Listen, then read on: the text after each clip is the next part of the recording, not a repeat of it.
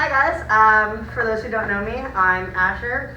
I'm a senior on Spare Parts. Hi, I'm Sam. I'm a junior on Spare Parts. Hi, I'm Tamia. I'm also on Spare Parts as well. So this panel, we're going to talk about outreach, funding, and social media. So I can actually view it. So outreach, why do you mostly do outreach? What is the feedback you get from that? Well, there's kind of 5 categories that it will fall into, and that's community, school, team, environment, and self. For your community, it's just better to better the community around you. Some way we've done that is the Green Rivers cleanup. There's a river to pair. We, as a team, joined with the Great River Greenway, and we collected trash along the river. We've done our trash spot, collecting trash around our school. We did our Toys for Tots, which is basically us pairing with the Marine Corps and their Toys for Tots charity, where we and another school in the SLPS district became toy collection sites. And we are actively working towards having the whole of SLPS become collection sites. And then in the past, we've had volunteers at the St. Louis Public Library helping out in maybe teaching stories, reading, and then at their end of summer event, we got to showcase our FRC robot. And it was really fun because you got to see a lot of the kids just really getting energized and excited about the robot. So, your school. It's a better way to showcase and support your school. Now there are some teams like P3 that are more Girl Scout based and not from a school, but it is still a really good way to maybe show your district or your city, because the way we do it to represent our individual schools, because Spare Parts is kind of made up of different schools. We've got Collegiate, CVPA, Metro, McKinley, Gateway STEM right here. So we do it to better represent ourselves and to show SLPS as a whole to everyone, hey, this is what we're doing and this is how we do it. We also reach back into our school system. We've done mentoring at middle schools for FLL, which has been really good. It allows us to reach into those younger kids' minds and elevate them. We've also hosted FLL League tournament, I believe, and it's really awesome getting to see all these kids running around the auditorium and the gym, and it's just amazing because you also get to see how the kids you've mentored doing well at this competition and seeing your hard work pay off. Plus, it is a good fundraising opportunity because in the past we've had concession stands. We also, right across from this room, recently got a grant last year to turn it into a makerspace for our PLTW students. We have classrooms that some of our engineering teachers do use, but where most of our equipment has been is in a location that's not very easy to access with the rest of the engineering classes. So we did this so that we could have kids not just in PLTW, but in the general population see what we're doing and how they can just walk past the door and see this awesome stuff going on and be like, hey, I want to do that. So it's just kind of a way of reaching out to showcase your school and reaching back into your school and school systems. So your teams, this is either your team internally or other teams. We do this as a way to kind of make it so that every team has a better time, whether it is with our audio manual initiative, where we would read the game manual so that people with visual disabilities are able to listen to the game manual to increase accessibility.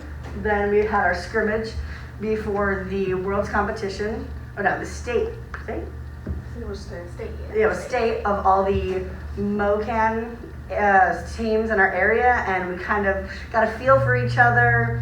We really got a chance to see, okay, well, these are our strengths together, these are our disadvantages, maybe we two work really well together, oh, this team's gonna be good competition. It's really good, and you get to see who you're working with, who you might have to find solutions against. It's really good, and you get to go to state and you're like, hey, friend. It was really good, and we also used that as another fundraising opportunity because we had another concession stand, and it was really good, and it was a good source of revenue. But we're talking about outreach at this moment. We also did our gender neutral bathroom initiative so that we can have gender neutral bathrooms at every first event. Now sometimes, especially with COVID happening, it's hard to get locations with enough bathrooms to have gender neutral bathrooms. But as a trans member myself, I find this very important that every member of First can feel safe, especially at competitions. And after we sent this out, when we went to the world competition, they had gender neutral bathrooms available. It was very nice. And then, of course, our World Championship travel guide. Last year was our second time going to Worlds, my first though. And our coach wanted to make sure that because there had been COVID and a lot of people hadn't gone to the competition for the first time, that they were prepared. So it's kind of what to expect when you're going to Worlds competition, kind of what you need to have prepared. Basically just travel guide for going to Houston, Texas, and we reached out to, I think, at least 10 different teams, and we're able to help them with that.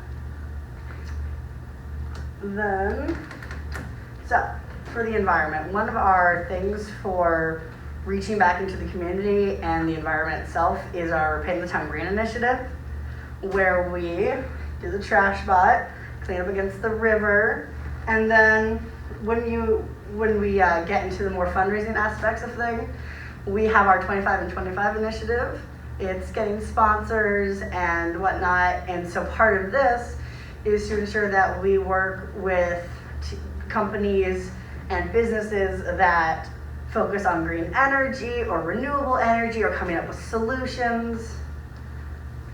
And then this outreach is never just about, making sure that the team around you, the school around you is better and elevated. It can also help yourself, whether it's making you feel good at the end of the day or helping you find a sense of purpose, making friends along the way. When you join the team, you make more than just a team. You are now part of a family, and that extends past just your team.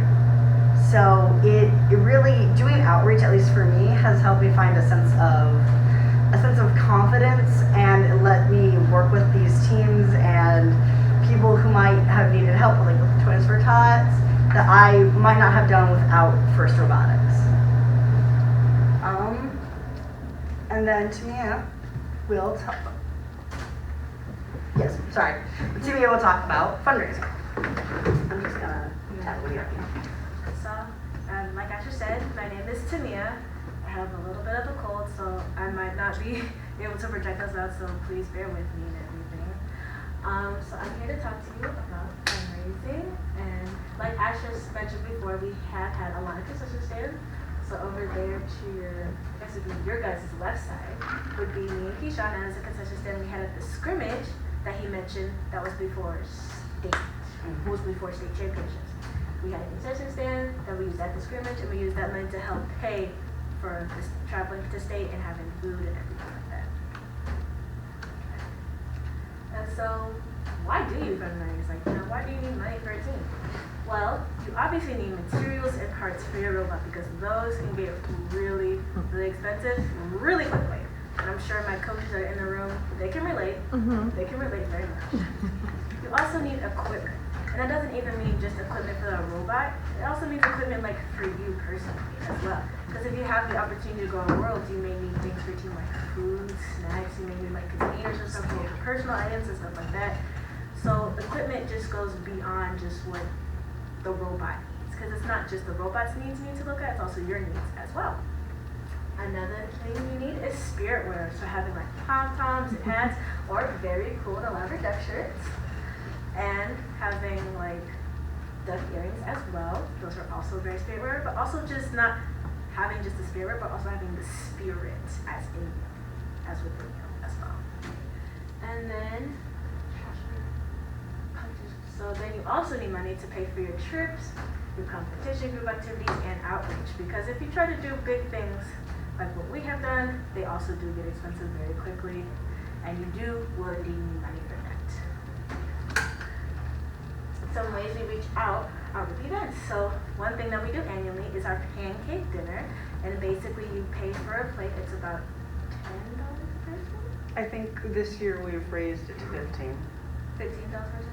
So this year it was $15 a person for a plate. You can have unlimited pancakes as long as you kept your same plate. And we also typically have a pancake artist named Dan the Pancake Man. He was an alumni from our school. He graduated in the early 2000s. Sadly, last year he could not come because we had to switch our schedule and it kind of messed up with him coming here. But he usually comes here every year and he does it for free because he graduated from here. So that's always something awesome. He's very famous. He's gone to Tokyo. He's gone to Disneyland. He's been on big shows. He's been at White House. So he's a big name. So getting him to come here for free is always awesome. And then we have cookie dough and jerky. So we have a little fundraiser that the school gives us. It's like a cookie dough and jerky thing. So you have cookie dough that you sell to like the parents, your family, and then you get them to write it down on a piece of paper. You give it to them, they give you the orders, and then you give them out, and then you raise the money. And then if you raise enough, if you hit certain milestones, then you get prizes yourself. I think one prize was like a 5-pound bag of gummy bears, which one of our team members did win, and it took them a long time to get rid of them because it was 5 pounds worth of gummy bears. So if you hit certain milestones, you will get some pretty awesome prizes. And then we have our Candygram. So for Valentine's Day, so basically the month of February, we were like, hey, Valentine's Day is coming up, how about we make a fundraiser for that? So me, Asher, Sam, and Axel, we all came up together with, hey, let's do a Candygram. And a Candygram is basically where you put like little love notes inside and stuff like that. And so they had everyone in Gateway like order them and stuff like that. They were like, write your name down. You can write down a non-split, or you can put your name on. You can get a rose for this much, or we can do like a combo pack. And we were able to raise money through the robotics team through that, and it was really awesome. It was a success. A lot of people actually did it, and I sadly couldn't be here the day of that to deliver them because I go to another school. But when I did go back to after school, it was a big success, and I was happy that it went. Very happy. And then to reach out to our families and friends who can't be with us when they come to competitions, we do a GoFundMe. So this is for this year. This is from last year's after we won state. So us, the Cobalt Colts, the P3, we all won state. And so we were like, well, since we're going to Worlds, we know it isn't free, and we know teacher salaries don't make much. And so we knew that we had to get some more money. And so we used GoFundMe. We had a goal of $3,000, and we actually met it. So we had like family, we had friends, we had alumni. We sent it literally to everyone we knew. Friends, enemies, people off the street. We were like, if you have money, please just give it to us. And a lot of people actually donated, like not just like small numbers like $20 Some people were like 100, 150, 250, 500. It was pretty awesome just to see that a lot of people's families were actually taking this seriously and actually saw the potential in us, and it honestly made my heart warm because it was like, these people, I don't even know some of these people, and they actually see potential, not just in me, but my entire team, and I honestly feel like that's amazing. And it's like, we actually got to go to Worlds and all this cool stuff, and it's because generous people actually see that we can actually do something cool and actually change the world. So that was and then,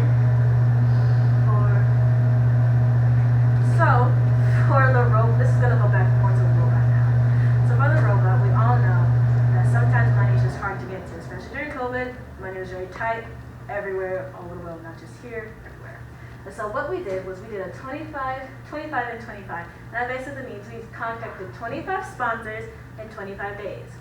And that means that we talked to local companies in St. Louis, 25 different of them, and all 25 of them responded? Or? We actually did a minimum of 25, but we initially started with 25. We did it to not just reach out for monetary, but maybe equipment and mentoring, because unfortunately we have been hurting for mentors since one of our lead mentors retired in 2020, Mr. Frank Dressel. So we are always reaching out for more mentors, whether they're for outreach or coding. So this was a good way for us to do that. Yeah, and like I just said, it wasn't just for money, it was also for equipment. They're one of our sponsors. We got a new, it's a new machine that cuts stuff. I'm sorry, I don't know the name, Mr. Blair, don't be mad at me. But through one of our sponsors, we were able to get new equipment that we have, which we'll try to figure out how it works, but I mean, we have it and it's better and we can add to it and we can teach more people how to use it. And now everybody can know, like, hey, if you need this done, now you know how to do it. And then going back to the makerspace, this picture right here on the left is actually from that day. So the people who look like they're important clothes, those, I forget their company's name. But that company, they came over and they came into our space and we talked about it to them and they were just really impressed with what they saw. Like, not just from downstairs, when we brought them up here to the makerspace up there, we brought them in this room. They were just really impressed with what they saw and they were like, this is amazing. We have to give money to these kids because what they're doing is honestly awesome. Because they didn't just see that, oh, we're building robots for the fun of it. We're actually impacting our community and sending out a message to the world, which was honestly amazing and it was awesome. And it felt really cool to talk to important people as well. All right, social media. And now Sam, talk about social media. As I said before, I'm Sam. It's about social media. We have many different media accounts. We have Spare Parts, which is orange. We have Perpetual Chaos, which is our FRC team. And we have the Rapid React and 931 team page. That's the banner of that year's game, so we need to update it. That way, even if there was an issue, somebody coming to our team, our page, will be able to see what game we're actively working on that year. We mainly post on Instagram, mainly on Spare Parts, but we also post on Facebook for getting fundraising from our community, as well as we've also posted on Spotify. We did the audio manual initiative. We like to share and inspire other teams, so we post on YouTube with past videos. A lot of them are older, but they still have an impact. One of the videos we like to make sure that we put on our YouTube is our Chairman's Award video.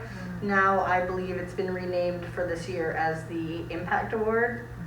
But we try to make sure that while that's more on the FRC side of things, it allows other teams to look at what we've done the same way we have looked at previous teams and learned from our previous videos, so that we are able to do that style of learning and educating.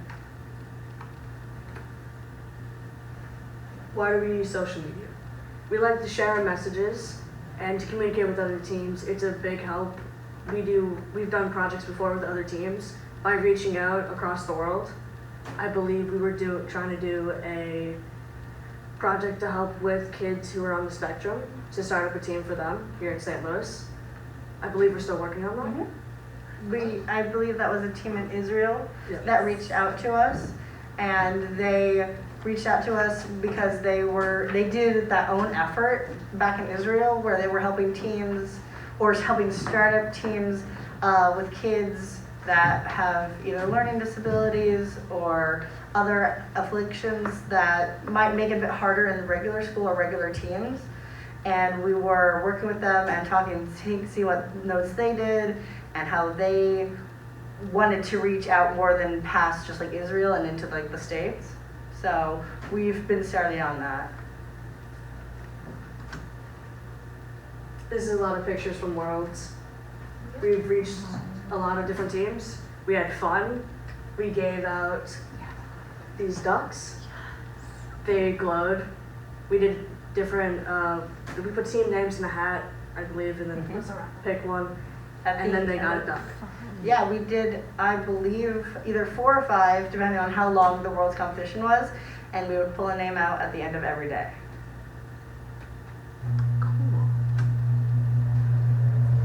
We did duck challenge. A lot of ducks in a circle on the spin thing. Carousel. We wanted to reach other teams to try and challenge them to do different things with the ducks. And that's what we did. We made different posts about it. So this poster right here is what we put out on our Instagram. Actually, a lot of these pictures, you'll see the watermarks from Instagram because we took them off Instagram to actually showcase them from our social media. But this was a call out to all the teams, like, hey, we made this meme here because the ducks, they were a staple, we loved them. So we made this meme here and we posted it and we're like, hey, anybody have any funny pictures that you've used with your ducks? Do you want to show us? And we had the Camelot Robotics. They reached out and they were like, here's what we did. And it also lets you see what like their room might look like in the background, which we might not have gone there ourselves. And just, it gives a little bit more depth to each team that you interact with.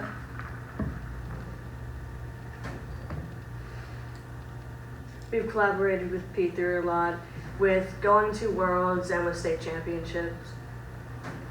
They've been a team that we're very familiar with. We've done a lot of different scrimmages, a lot of fun. We've helped each other out in different aspects, like programming or improving our robots. So it was a lot of fun. This whole event today with kickoff, we are paired with P3, especially for these information panels. They're helping with some of the panels, especially on the coding side. So it's been a very fulfilling collaboration working with them and very mutually beneficial.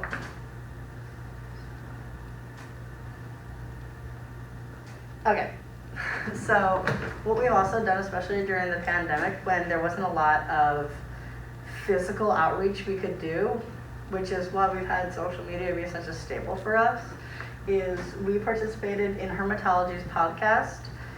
It was the episode What's in a Name, and I personally sent out the recording talking about the reason behind our name and why we're called spare parts and how it reflects what we want to do and the efforts we make every time we go to a competition or we interact with teams. And there is Pink to the Future celebratory video. They had a big win for them and they wanted to post a YouTube video, and they were doing different claps, stomps. They wanted to create a song with different clips from all these different teams, and we were able to contribute some clips from our team members into that. We always strive to help other teams with social media and at competitions. Here we had to relocate because they had little kids that were doing sports competition, so we had to relocate down to the cafeteria. So we all helped with moving all the parts and disassembling and reassembling. I believe that was one of our first couple competitions. It was actually the first competition back after the whole pandemic, and it was, as annoying as it was really, really awesome because we still had, I think, at least 5 or 10 rounds still to go. Right, we did. And they had scheduled another event after us, and we still had things to do. So you got to see, I think, 8 teams. Yeah. 8 teams come together, gather up both the field and the robots and all the tables, and move it downstairs into the school's cafeteria. And it was really amazing seeing all these teams come together in this moment of crisis and have it come out just much better than it was before. You got to see all these teams working with each other. You can see us in the orange. We have, unfortunately, you don't get to see any of the team's logos all that well, but there were, I think, at least 3 or 4 different teams in this photo working on rebuilding the field as fast as we could. With here we scrimmage with P3, which is one of our many scrimmages, and we have their robot. Very pink. All right, and that's it. Thank you so much. Thank you for Do we have any questions? Yeah, any questions? The comment. Yeah. I've really appreciated your social media presence because we're at McKinley and we're kind of a not nearly advanced or sophisticated team, which I think that's most of us, not quite at this level. So we appreciate you guys paying it forward and kind of letting us kind of lurk a little bit in your world. So thank you. It's actually really helpful. And yeah, I mean, all your fundraisers, that comes across in my Facebook feed because I follow you there. And then I get to share that with my piece of the robotics community. So with social media, you don't just reach the people who follow you. You reach the people who follow them and the people they touch. And so it's kind of exponentially effective. So well done. Yeah. Yeah. Thank you so much for your feedback. That was actually Sure. really helpful. And it lets us actually get feedback of what our outreach does and how it actually affects people. It's hard to track. Like it's really hard to figure out. I mean, sometimes it feels like if you don't get a vote or a like or whatever, that is anybody out there. But not responding doesn't mean they're not reading it. Yeah. Excellent.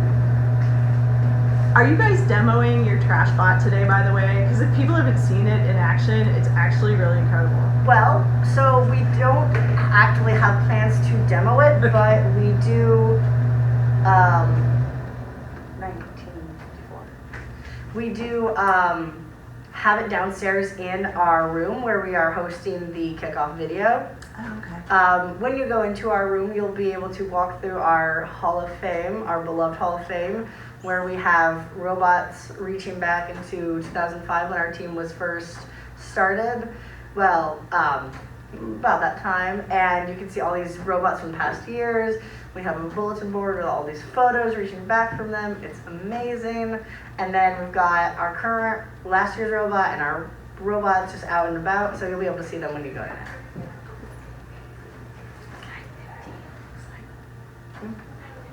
9:15. Okay. I have another question if there's time. Yeah, of course. Not to monopolize. That's what we're trying to figure out is how much time we have left before our next panel, Oh, which is actually about scouting and engineering portfolio. If you want to stay for after that. Oh yeah, ours is at 9:40. Let's go. Yeah. So we've got till 9:15. 9:15 and it's 8:49 times 8:15. All right. Just keep me apprised of the time. Thank you. so my question was your 25 sponsors in 25 days. Two questions. First, how did you decide whom to contact? And the other question is, how did you contact it? Did you call? Did you email? Did you go in person? I mean, those are a couple things that we're not quite sure. There's been no fundraising done by our team in a long time, so we're kind of reinventing that wheel. Yeah. So it would be really helpful to kind of know what your process is for that. Yeah. Actually, that was a pretty extensive process. Oh yeah. Oh, I mean, if you want to. No, you're okay. So what we did was Asher was of course leading it, and he did a great job. But our process was basically we actually looked up companies from the get-go.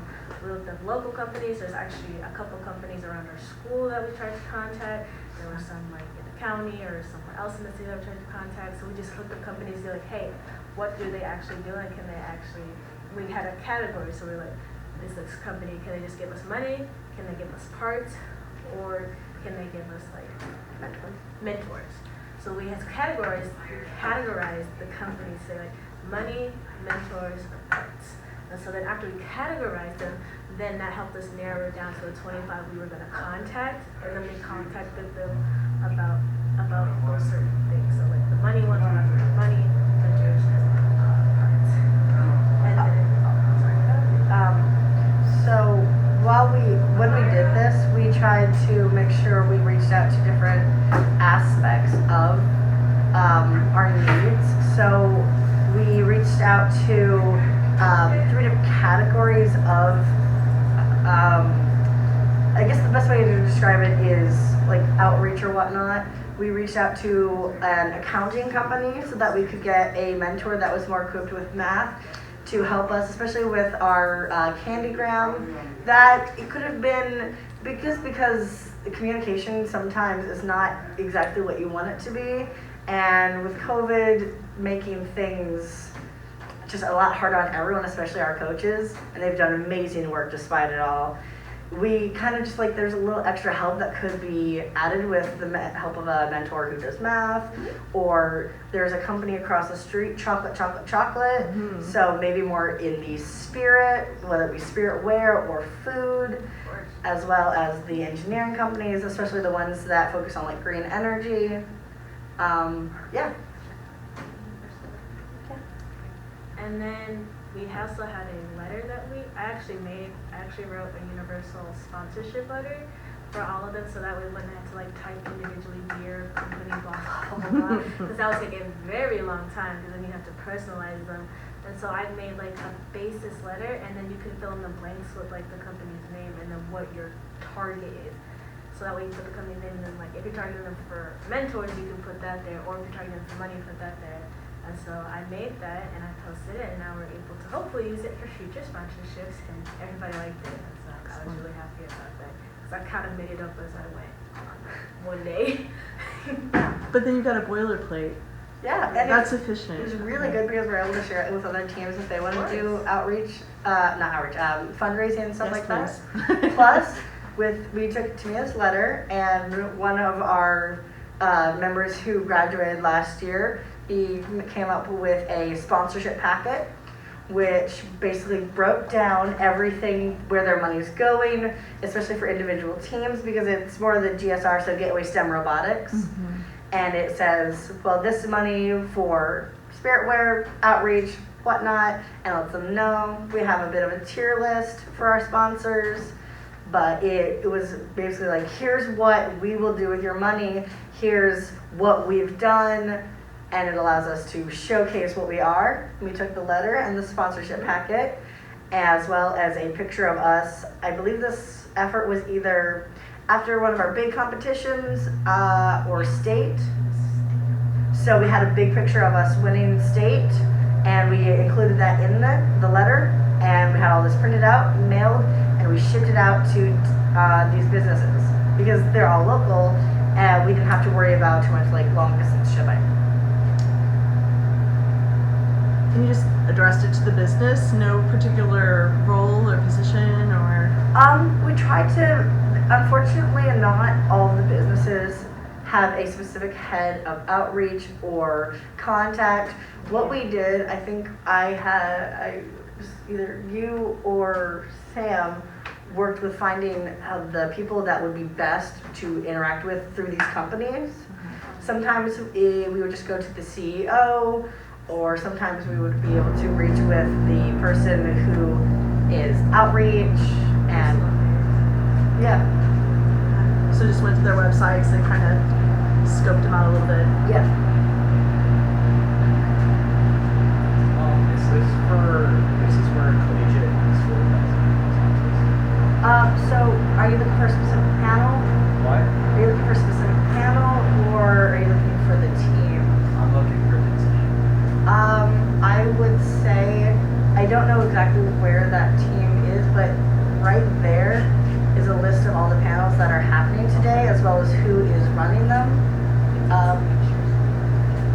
I would say maybe go next door. I think we have a mentor from P3 who might be able to direct you to that team. Okay, thank you. Yeah. Any more questions, comments? I have another one. I can ask questions till 9:15. I've got a ton of them. Do you guys do a robot reveal video? I haven't seen one from you, but I might have just missed it. We've thought of that. I think we did some versions of showing our CADing process and pictures of the robot on our Instagram, but We've never done like a proper reveal video with haven't. music and lights and stuff like that. Oh yeah, the whole effects, the intro. but I think We're trying to do it this year, I believe. I think so, yeah, because we're getting back into the groove of things. Yeah. And unfortunately, while this is my last year, I plan to give my all.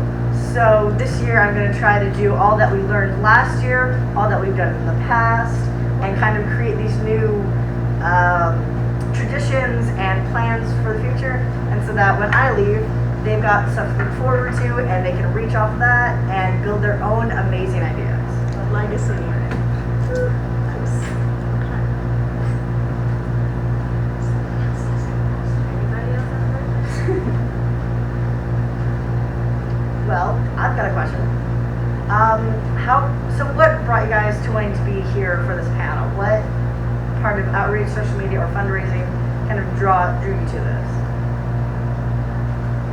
Maybe for our team, our outreach isn't that extensive, so just like seeing your guys' ideas just maybe might help us for this season. Yeah, that's Just to see what awesome. more we can do. If you guys ever want to, especially since we love your team, you guys were awesome, especially when we interact with you. Love the notes.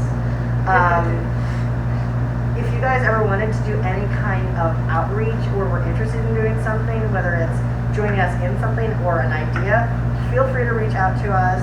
We really like working with teams, and that is something we would love to do. We'll definitely think about that. That would be really helpful for us. Of course. I think we are actively writing up the letters for the Toys for Tots collection sites.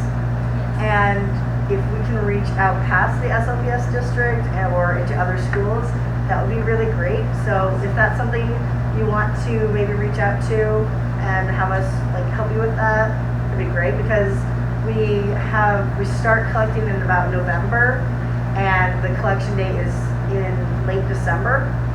So that's something that's ahead of time to give you planning, and we can figure stuff out. Okay. Yeah, we'll definitely talk to our coaches about that and get in contact with you guys. Yeah, of course. Thank you. You're welcome. Anybody else have anything? No, 15 minutes. Well, we went to make a website, but then we're told by our faculty coach that St. Louis Public Schools won't allow student groups to run their own websites. And so we got nixed. And then we're also running into the issue of we're a robotics team, we don't need social media, what does that have to do with robotics? And so just kind of tying that relevance of social media to, we're not just robotics, we're first robotics. And so I see those principles, those values come through in your social media presence and agenda, which distinguishes us from like BattleBots, right? Yeah. But so being able to defend the need to have people on board to do social media is kind of important for us, because we look to you all as kind of like the ideal. And so I think you're kind of a lotto team's mentor team, just in terms of, well, I don't know, what does a gateway do? It's like, I can't count the number of times that gets mentioned in conversations, just because you're so well established. I mean, we tell the noobs that, look at 288, that number's so small, we're way further down the line than you guys. So you're really, it's not just that you're well established, it's that you've been well supported. And trying to figure out how to get that support and get that, because you've earned that. And I'm not surprised that people support you and that people see the potential. It's not just because you've been winning, it's because you put out that effort. But you make that known. And social media means it's not just under a bushel, kind of hiding out there. So this has been really helpful.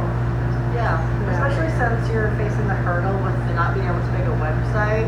I think we have attempted in the past to have a website, and then every year it gets forgotten, and then someone's like, hey, we should make a website. But you didn't get knocked down. They didn't tell you no? Sometimes some districts or some specific schools have different regulations. Our school is a STEM-based school, so engineering, PLTW, robotics, it's very well supported here as a school, as opposed to maybe CVPA, which is more directed towards the performing arts.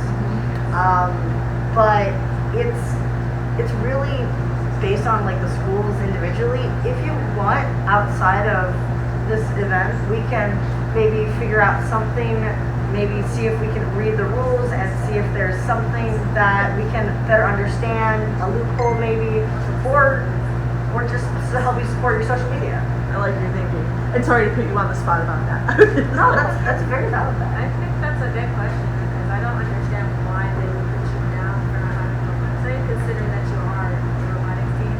There have been difficulties before. I don't know if other districts have faced this, but when student groups are allowed to post their own subject matter, post their own photos, comments, whatever, sometimes weird stuff comes out that the district doesn't want to have to defend. So I think it's just kind of a cover yourself kind of a policy. But yeah, you can throw the baby out with the bathwater, that kind of thing. And I am seeing other St. Louis public schools doing that sort of thing. In social media, I mean, how do you regulate that? So it is an opportunity when you don't have a website. It sounds like you guys have done great without having a website. Is that right? I think we're doing really good. I made sure that we had these, like the Instagram in place, but then when I mostly focused on more, I was an assistant captain last year with Serena House, who's an amazing person. So I had a lot of duties focused on that. So I was really amazed by the efforts that Sam and Tamia and Axel, as well as Amelia, who are our team, who stepped up and really showed, like, they made sure that we had good regular posts. They were we had people tagged in them that were from other teams. They were well documented, and it was really good. And I think thanks to them that we do have such a good, at least Instagram-based footprint. So while a website is helpful, we link enough of our resources into our social medias that we get by without a website. Another thing that we have that helps with these social medias is our business cards, which I need to print again for this year. Yes, we have business. Yeah, I don't think I have I any. think I might have one of them. Yeah. Oh, I don't nice. think that person have changed like that. We ran out at World's competition. Everybody wanted one. They were popular. So we don't have, might have one this year, but most of them were given out because it's our best way of saying, hey, we're interacting, but it's an event and we might not be able to get your team Instagram or whatever. Here you go, save this for later. Yeah, you guys can pass it around, take a picture with your phone. Thank you. Yeah, I will But take that promise. that's basically our way of, yeah, we have these social medias, but how are they gonna follow them if they don't have their phone with them at the moment? Maybe they want their whole team to follow it. So basically we have this card that we give out. We also have two other versions. We have one for our FRC team, Perpetual Chaos, as well as our Audio Manual Initiative. This lets us be able to have them specialized for each team, and then we can give them out, and they have our Instagram, our Facebook, as well as our email. I think it's either got our outreach email or one of our coaches' emails. That way, if they're not maybe Instagram or social media savvy, they can still reach out through a good normal means. Okay. So we've got about 10 more minutes. No? We're moving on to the next panel? We're done. But Okay. if there's more questions, go ahead. We have it written down as 9:15. That's why we were. That's when the next one starts. Okay. You go to 9:05. So we're going over. Can I ask a real quick question? Yeah. I noticed you didn't use a QR code on that. We've been experimenting with using QR codes as an outreach tool, just so when people don't have time to like input something in their phone, they can just zap it. Was that a conscious choice not to use a QR code, or just kind of like hadn't thought about it, or? So when it comes to QR codes, we've come to the understanding through just like trial and error, especially when we start recruiting. We actually have a poster up there from last year with a QR code. Okay. Unfortunately, if you go for the more cost-effective ones that are cheap and free, you don't necessarily get to keep that domain for a while. So unless you pay money for a QR code that you get to keep for a specific set amount of time, it will run out and you won't be able to link it to whatever you're linking it to anymore. And we try to funnel what funds we have into different things like our robot, our spiritware competitions, etc. QR Monkey is free and you don't lose it after 30 days. Oh, nice. Yeah, I'm not sure. Do you know where we got our QR code? Ours links to a mail to, and so then it goes to the team email just so people can ask questions or make comments or whatever. But that's good to know that it might expire, because I've got it on a button that I probably shouldn't wear if it's expired, because that's worse than not having one. We're doing our recruitment phase right now for our team, so we were working on getting a new QR code that we actually did pay money for this year, so that we can keep it, because we do recruiting until I think mid-December, because there might be some people that will come in later, don't necessarily know, so that's when we about end our recruitment phase. So we try to keep it until that time. So where does your QR code point? To your Insta or what? So our QR code for our recruitment, it leads to a form that allows us to get their name, pronouns, what school, if they're interested in FRC or FTC. For this event, or well, last week's in orientation meeting, we had our directions to the school for this orientation meeting.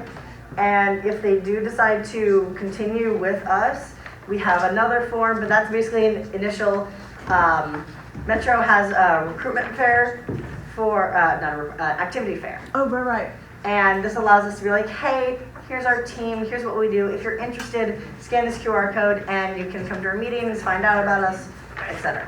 You know, Collegiate has one too. Mm-hmm. Before we get on to the next panel, I just want to ask, did everybody get a picture of the business card that wanted one? Okay. All right. Well, since we are a bit over time and we're going to go into the next panel, which we have queued up, Tamia, you're good to go. Oh, you guys are doing that one too. Yay. Thank you for that first one.